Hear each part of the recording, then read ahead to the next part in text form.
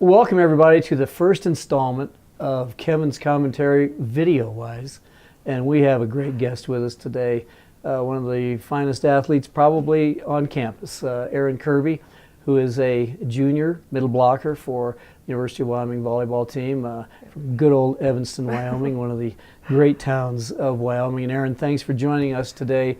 You've gotten off to a great start, as the Cowgirls have. Yeah. You're now leading the nation in blocks, so congratulations for that. I guess the first question we'd ask is new coaching staff, new situation. Is the style of play more fitting to what you do, or how different is it? I like the coaching style and different coaching staff that we have. I think it's really good for our program. They're trying to run a lot of different plays and the quicker offense. We have a lot of really athletic girls on our team.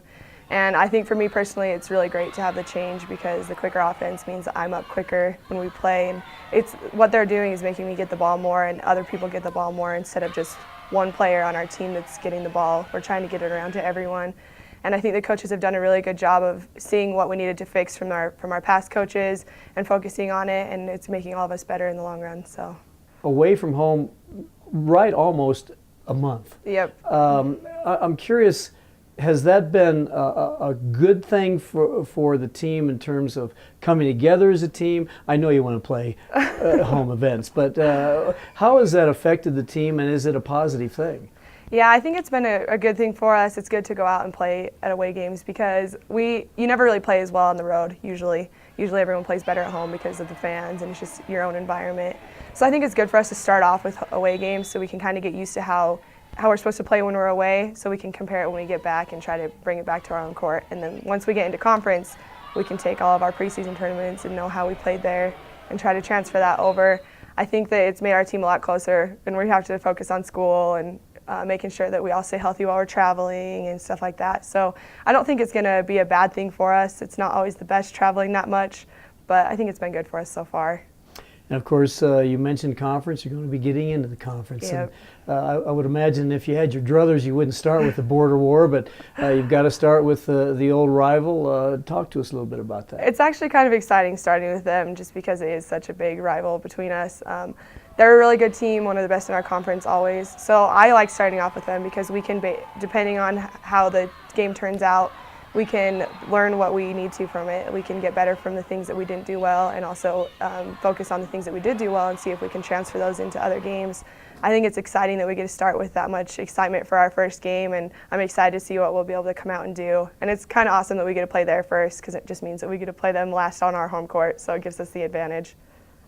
You're kind of a throwback because student athletes don't usually compete in more than one sport anymore. They used to way back when, but you're also a track performer, and I'm curious, how difficult is that to balance two sports, number one, and number two, how you got involved in volleyball and track? Well, I started doing volleyball and track in high school, and I had a really hard time deciding which sport I wanted to do. So I was just trying to narrow it down to schools that would allow me to do both, and Wyoming was one of those, and it was awesome because I like Wyoming, so it was just like a double whammy for me. I think it's been kind of hard to do both sports just because it's pretty time consuming, it's pretty demanding because college sports are, but both the coaches work really great with me to make sure that I'm not burnt out or anything like that, and I actually redshirted track so I could have an extra year with it. I'm kind of used to it, so I don't really know what to compare it to, and I like doing both. I think it's a good way for me to stay involved and keep in shape, and track helps with volleyball too, so it's not hurting it or anything like that. So is there a crossover in training, and what are the positives? Yeah, there is a crossover. I think track in general just makes you more athletic, and so it's helpful. And I spend most of the time focusing on volleyball. When I can do track, because I do, but I can't always do. I only really train for like 3 or 4 weeks out of the year. So that kind of gets a little frustrating because I have to figure out when I'm doing track and when I'm doing volleyball and bouncing back and forth. But like I said, the coaches do a really good job of helping me out. So. Of course, you got to throw some classes in there too, right? Yeah. So talk to us a little bit about what you're majoring in. How tough is it to get all that squared away, and what would you like to do once your playing days are over? Well, I'm majoring in speech pathology, and I just changed that I think 2 years ago or last year or something like that, and I like it a lot. It's been good, and it's kind of hard balancing school and volleyball and track, but our schedule, we try to make everything work out. Like usually my classes are in the morning and I'm done before noon. So as long as I can get them all over with and it's not too bad. I ran into some problems this year because we practice usually around like 1:30, 1:45, and some of my classes were at 2, and I have to take those classes, and I can't take them obviously because it interferes with practice time. So it'll be kind of hard to figure out what I'm going to do with those in the next few years. I'll have to probably try to change practice time or something like that, but I like it. The academic center does a really good job of helping us figure out our schedule, and with tutors and stuff, it's really possible to do well in school and in sports. So. Now you mentioned that you redshirted. Yeah. I'm curious, what is the biggest advantage in your mind? Probably at the time you may not want to do it, but there's got to be advantages of redshirting. Yeah, for volleyball it was a big advantage because I was behind because I didn't play club.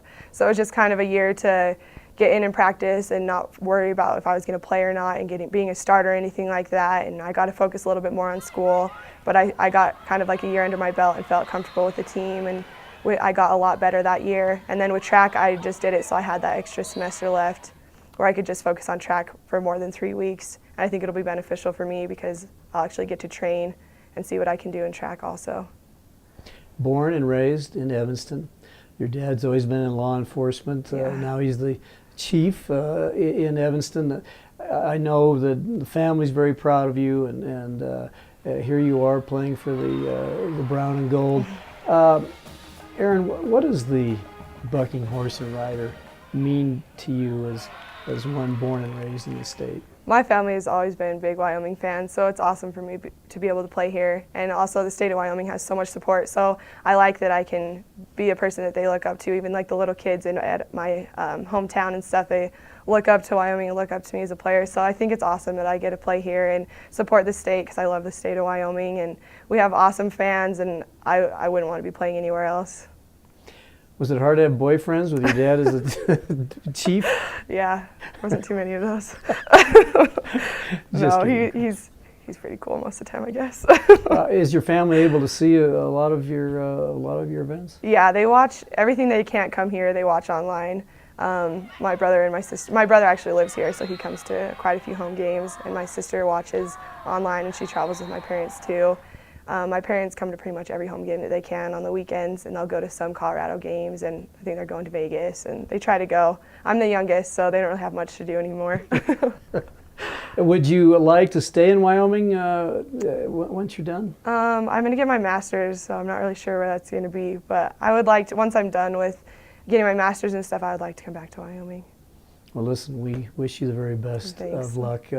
You're a fine athlete and a great representative of the University of Wyoming. Thank you. Erin Kirby, our guest today, junior middle blocker for the University of Wyoming volleyball team. Thanks for being with us.